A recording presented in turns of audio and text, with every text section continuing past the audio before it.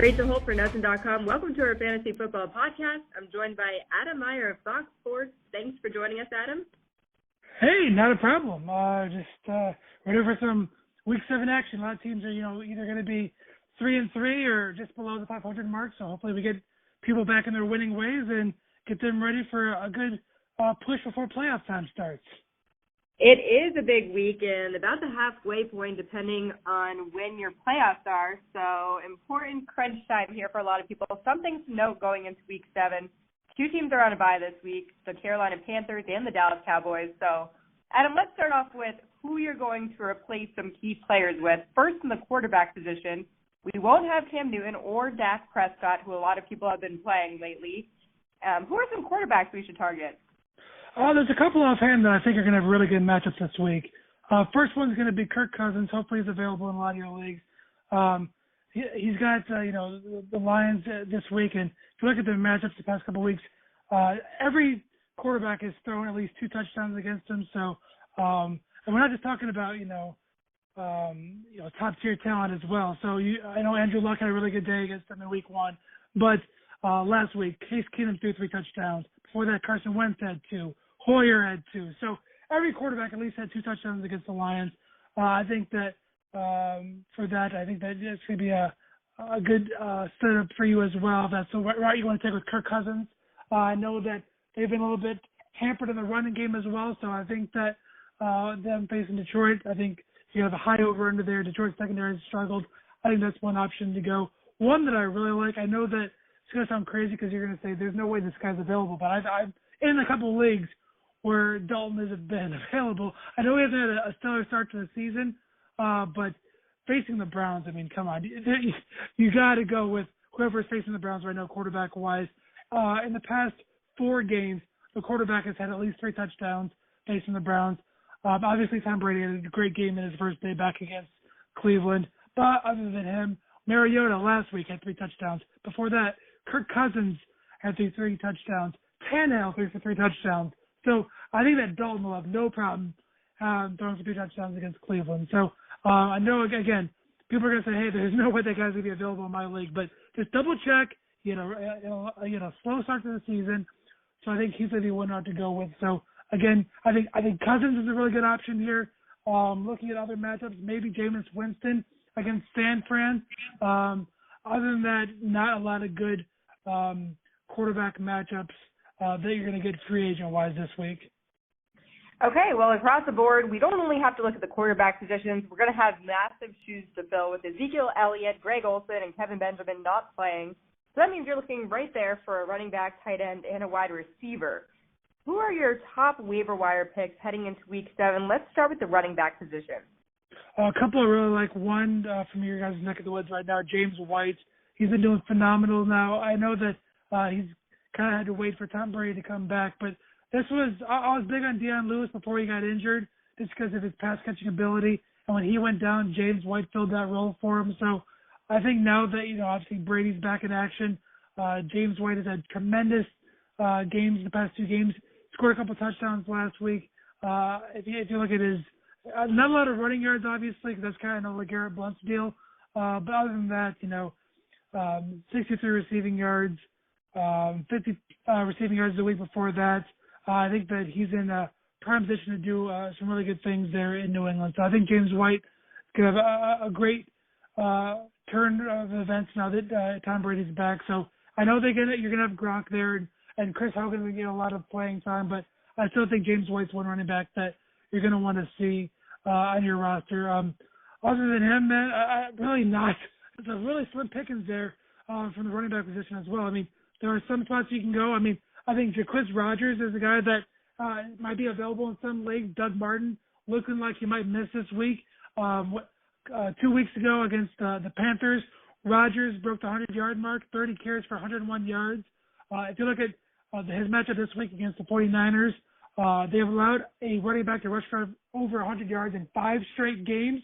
So with Rodgers, you also get the ability of people to catch the ball in the backfield too. So I think he's going to be a steal there if he's available. But other than that, I mean, maybe Ajayi if he's available. He had a tremendous game last week, against Pittsburgh. He blew up for 204 rushing yards And it seems like now, even if Foster's back, Ajayi is going to get a lot of the carries. So maybe if he's available, you go for him. But other than Ajayi, I'd go White if he's available, and then I'd look for Jacquizz Rodgers. Okay, some good names there. Let's talk teams specifically. One of the big questions now with Ben Roethlisberger having knee surgery, he'll be out when the Steelers take on the Pats this week. So how does this impact guys like Le'Veon Bell and Antonio Brown? It impacts them tremendously. If you remember last year, Ben missed a handful of games, and Brown was severely impacted to the point to where he was not his usual fantasy performing self. I mean, you look at this week, I know that, their matchup against last week when they faced the Dolphins, I mean, you look at how much that offense struggled receiving-wise. Antonio Brown, 4 catches for 39 yards. Eli Rogers had a decent day, 4 catches there and 5 targets. That's the thing. When a backup quarterback comes in, like you're probably going to see Landry Jones fill in for Pittsburgh there, you want to look at the number 3 receiver because they're probably going to have the better day. I mean, obviously Brown's going to get his catches. I'm not saying Brown's going to have a bad day, but I'm saying that when you have the second team offense there, so obviously you have when Ben worked with the ones, you have Antonio Brown, and you have probably Hayward Bay there working with the offense there, but with the backups with Landry Jones, you're probably going to have Kobe Hamilton who had a couple of catches last week, Eli Rogers, maybe even Coates as well. Coates had 4 targets this past week, so I think that's what you're going to look for. You're going to look for some of your bargains there. Your Eli Rogers, maybe he's going to get a few more looks than usual, just because they have that communication with Landry Jones in the past. So I think while Brown is definitely a must start, and obviously Le'Veon Bell too, I think that just based on they're going to go with the backup quarterback situation for this week, I think especially going up against the Patriots defense, who's going to feast on the backup quarterback, I think Brown's probably going to get force-fed the ball a lot. But other than that, it's going to be a really tough sledding for this Pittsburgh offense for the next 2 weeks. Thankfully for them, they're on a bye after this. So hopefully 3 weeks from now, Ben's back for Pittsburgh. But yeah, this week, I'm not going to recommend, other than Bell and Brown, not going to recommend a lot of Steelers this week. Okay, a lot of eyes will be on that game. The 5-1 Patriots sit atop the AFC in terms of their record, and they're looking very strong now that Tom Brady's back. He's been back for 2 games now, so we're seeing increased production with Rob Gronkowski, one of Brady's favorite targets. Of course, he was hurt, so that factored into the first couple of weeks, but it doesn't mean that Brady's not his guy, and he was waiting for his return. So he had a huge week 6 with 162 yards and a touchdown. Running back James White also found the end zone twice, as you said. So these are 2 guys who are benefiting big time from having Tom back. What other ways does he help this offense?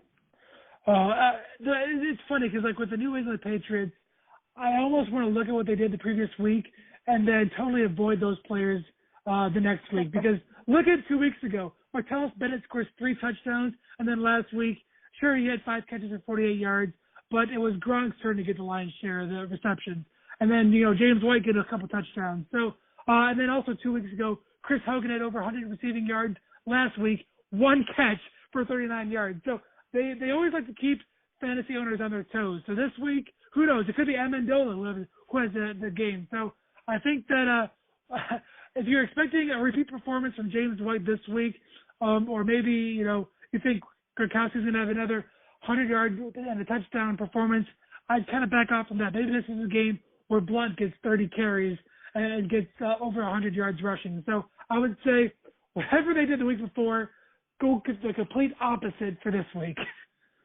I'm with you there. Going off of that, it's hard to predict who's going to be their guy each week. And one of the guys who really hasn't been in the mix yet is wide receiver Julian Edelman. Of course, he's getting those receptions, but he's not being targeted like he was last season. So is this someone who starts to find his stride, or are there too many weapons there in New England and we might not see the point production we saw from him last season? So that's a great point. I think it's just like you said, it's almost to the point where there's too many weapons there in New England. I know in the past he was kind of like the main guy and he was getting all those short, quick passes, in the slot. But now you have Martellus Bennett, you're running a lot of 2 tight end sets there in New England. You've got someone like James White who can catch the ball out of the backfield. You've got Chris Hogan as a deep threat. So I think Edelman has almost gotten to the point where he's been phased out. And also, they've had the lead like such big leads the past 2 weeks against Cleveland and Cincinnati, to where there hasn't been a need for these quick 2-minute drill offenses where they go down the field. They're able to have this huge lead, and then they kind of milk the clock away. I mean, it's all about moving the chains in New England. And I think that now with these big leads, if they get in a shootout with some teams, I think Edelman's got a tremendous game. But right now, there's no really a big need to give him the ball. I think it's kind of like one of those times where they just need to, only use their weapon when they need to. And right now they're holstering their Julian Edelman card until it's needed. Okay, well, we talked about Rob Gronkowski breaking out in Week 6, his teammate there, but another guy who finally had a killer game is Odell Beckham Jr. We were waiting for this. He had a touchdown game of the season against the Ravens. Do you think this is just the beginning for him? Oh, man, as a person who has on a couple of leagues, I sure hope so. I know that for him, he had a rough stint there where he was getting to the fight with the kicking nets, and he was getting shut down by Minnesota, and it wasn't going well. But look at the last 2 weeks against Green Bay and against Baltimore. Granted, he only scored a touchdown late against Green Bay, but against Baltimore, a defense who was actually doing really good up until this past week. 202 receiving yards, 2 touchdowns, including the game winner. Granted, he almost cost his team the game when he took his helmet off in celebration, but I still think that with Beckham there, hey, as long as he's scoring touchdowns, he's happy, and as long as he's happy, he's having these monster games. So I think that even before the Packer game, his stats weren't very far off from last season. The only difference was he had 2 more touchdowns the year before. So I know people put heavy emphasis on those touchdowns, especially in those fantasy leagues where it gives you 6 points per. So I think that now that he's kind of getting into his rhythm, I mean, you're going to look at his matchups coming up, and I think that he's going to be getting into his groove. I mean, look, he's got the Rams coming up, and then Philly, then Cincinnati, and Chicago, and then Cleveland after that. So he's got a pretty favorable schedule coming up. And then fantasy playoff-wise, you look at 14, 15, 16, Cowboys, Lions, Eagles. I love the matchup against the Lions. Cowboys one maybe a little bit tricky, but Eagles one I think he's going to have a really good matchup there. I think, you got really the tough opponents out of the way with Minnesota, and Dallas was week 1. So I think for him, he's going to get back into his stride. He's going to have a tremendous stretch here, and he can have a good game against the Rams in London this week. Remember, we have a game in London, so set your lineup early. That is a good point. That is a good reminder going into Week 7. And I also have OBJ in one of my leagues, the one I care the most about. So I'm with you. I hope he does start to break out. This is all good stuff for our regular fantasy leagues, but for those that play in DFS contests, who are some guys that we should target going into this week?